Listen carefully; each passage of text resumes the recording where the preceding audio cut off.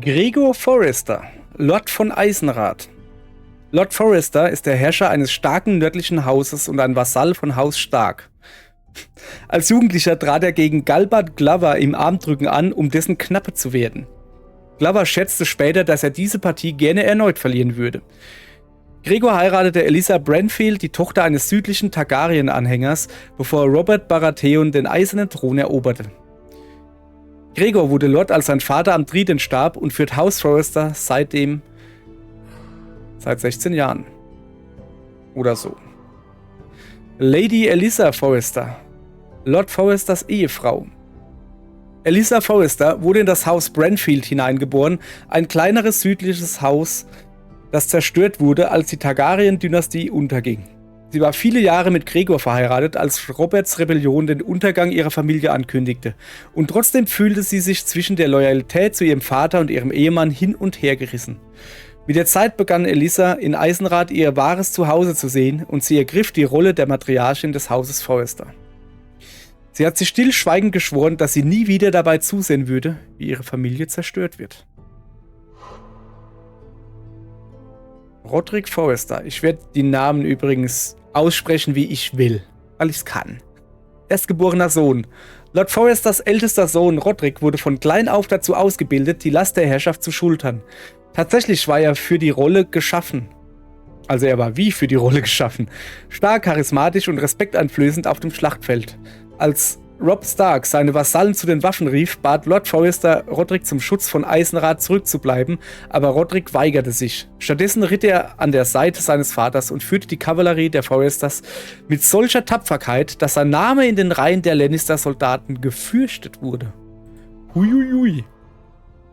Asher Forrester, verbannter zweiter Sohn. Asher war immer ein jugendlicher Rebell, der sich in Tavernen prügelte, mit Huren schlief und Wege fand, um seinen Vater zu verärgern. Aber sein Leben nahm eine dunkle Wendung, als er sich im Alter von 17 Jahren in Gwyn Whitehill verliebte. Oha. Die älteste Tochter des erbitterten Rivalen seines Vaters. Es folgte Blutvergießen und Lord Forrester stand vor einer bitteren Entscheidung. In den Krieg ziehen oder Asher über die Meerenge ins Exil verbannen. Er entschied sich für Letzteres. Asher befindet sich bis zum heutigen Tag in Essos, verdient sein Geld als Söldner und versucht nicht über das Leben nachzudenken, das er zurückgelassen hat. Mira Forrester, älteste Tochter. Mira war Eisenrath immer zugetan, aber Lady Forrester gelang es, sie als Zofe von Marjorie Tyrell zu verpflichten. Ihre älteste Tochter sollte die Gepflogenheiten an einem südlichen Hof kennenlernen. Zu Miras großer Überraschung gefiel es ihr, Marjorie in Rosengarten aufzuwarten, und so folgte sie ihr mit Begeisterung nach Königsmund. Das Leben in der Hauptstadt ist nicht einfach für Mira, da ihre direkte nordische Art häufig im Widerspruch zu den Feinheiten des Lebens am Hofe steht. Aber sie ist auch listiger, als sie denkt. Ethan Forrester, drittgeborener Sohn. Während seine älteren Brüder geborene Krieger waren, verfolgt Ethan vorwiegend geistige Interessen, insbesondere Musik und Bücher. Er mochte auch die hochaufragenden Bäume von Eisenrath, eine Vorliebe, die ihn immer noch mit seiner Zwillingsschwester Talia verbindet. Ethan war noch ein Junge, als Haus Forrester in den Krieg der 5 Könige eintrat, aber zu Kriegsende wurde er in eine Rolle gedrängt, auf die er nicht vorbereitet war. An kühlen Herbstabenden kann man Ethan noch immer in Eisenholzhain auf seiner Laute spielen hören. Ach ja. Talia Forrester, zweitgeborene Tochter. Während ihrer 4. Schwangerschaft träumte Lady Forrester davon, dass sie eine Tochter mit der Stimme des Sommerregens bekommen würde. Aber wie es das Schicksal so wollte, gebar sie einen Sohn. Der Säugling Ethan schrie stundenlang, bis Lady Forrester erneut Wehen bekam und eine Tochter gebar. Wie, der hat 9 Monate geplärrt? Okay. Sie nannte das Mädchen Talia nach ihrer eigenen Mutter, und von diesem Moment an schrie Ethan kaum noch. Ihr Traum wurde wahr, denn es gibt in Eisenrath keinen lieblicheren Klang als den Gesang von Talia, während Ethan Laute spielt. Ryan Forrester, viertgeborener Sohn. Als das jüngste der Forrester-Kinder vergötterte Ryan seine älteren Geschwister und verbrachte Stunden damit, Ethan und Talia durch den Hain zu jagen. Seine Kindheit war unbeschwert und abgeschirmt von Verantwortung, aber seit neuestem beginnt Ryans Unschuld zu verblassen. Als der Krieg begann, war Ryan zu jung, um zu verstehen, warum Rodrik und sein Vater zu Hause verließen. Aber die düstere Realität eines Hauses im Krieg war unmöglich zu verbergen, und nun stellt Ryan Fragen, die seine Geschwister nur schwer beantworten können.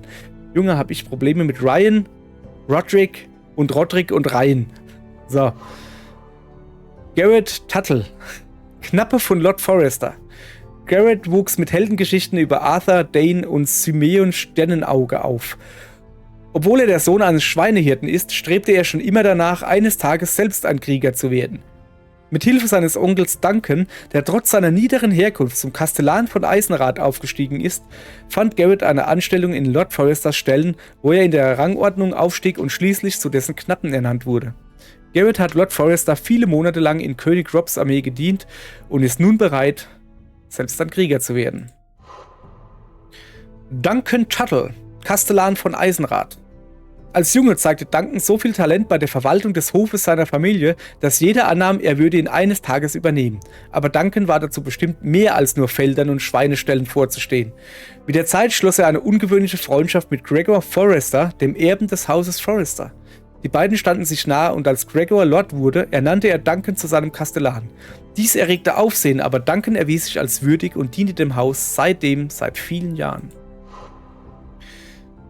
Sir Royland de Gory oder so. Eisenraths Waffenmeister. Sir Royland de Gory oder so schloss sich Lord Forresters Armee an, nachdem seine Familie während Balon Graufreunds Rebellion von Eisenmännern ausgelöscht wurde. De Gory oder so hatte ein angeborenes Talent für militärische Taktiken und Strategien und spielt eine entscheidende Rolle in der Belagerung von Pike, die den Krieg beendete. In den folgenden Monaten belohnte König Robert Royland mit dem Ritterstand und Lord Forrester bat ihn, ihm als Waffenmeister in Eisenrath zu dienen. Sir Royland hat die Position immer noch inne und ist für seine militärischen Kompetenzen und sein legendäres Temperament bekannt. Meister Ortengrün. Meister von Eisenrath. Meister Ortengrün entstammt einem kleineren Haus aus dem Tal von Arryn und studierte in der Zitadelle, in der Hoffnung, nach Hohenehr entsendet zu werden. Aber als er ausreichend Glieder für seine Kette erhalten hatte, um seine Ausbildung zum Akolyten abzuschließen, war Jon Arryn ermordet und der Süden ins Chaos gestürzt. Die Zitadelle schickte Meister Ortengrün schließlich nach Eisenrath, wo er schnell die Ehre und Integrität der Familie Forrester zu schätzen lernte. Er dient den Forresters nun mit Stolz und ist ein zuverlässiger Berater des Lords. Malcolm Branfield, Lady Forresters Bruder. In seiner Jugend war Malcolm das schwarze Schaf der Familie Branfield. Im Stil eines Heckenritters streifte er durch das Land und lehnte die Angebote seines Vaters bezüglich einer Heirat und Ländereien ab. Malcolm kämpfte mutig an der Seite seiner Brüder, als Haus Branfield fiel. Allein er und seine Schwester überlebten. Jetzt lebt Malcolm mit Lady Elisas neuer Familie in Eisenrath, aber er neigt immer noch dazu, wochenlang zu verschwinden. Malcolm hat keine Kinder gezeugt, also ist er der Letzte in der Linie der Branfields. Und zu Ende Eisenrath, Erbsitz des Hauses Forrester.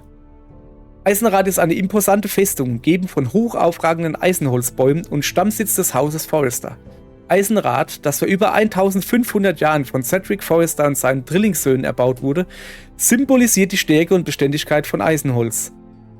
Mehr als nur ein Besucher hat Eisenrath als ein... Das machen wir nochmal, oder? Mehr als nur ein Besucher hat Eisenrath als beeindruckendste Burg im Norden bezeichnet. Ach so, mehr als nur ein Besucher. Ach so, wow. Das wievielte Mal mache ich den Satz jetzt? Das dritte Mal, egal. Ich muss ja hier irgendwie noch 10 Minuten rausholen. Mehr als nur ein Besucher hat Eisenrath als beeindruckendste Burg im Norden bezeichnet. Semikolon. Man sagt, dass sogar Ned Stark neidisch war. Eisenrath befindet sich am Rande des größten... Damir hat eine Katze, Eisenholzwaldes in Westeros, was sich als strategischer Vorteil des Hauses erwies. So. Und während meine Mädels hier einen riesen Krach machen, beenden wir das hier. Und jetzt sind wir soweit informiert über den Kodex von der ersten Folge oder der ersten Episode von der ersten Staffel von Game of Thrones Spiel. Das ist so kompliziert. Ihr wisst, was ich meine. Dann würde ich mal sagen, wenn ihr Bock habt, guckt das Let's Play von mir. Wenn nicht, nicht. Tschö.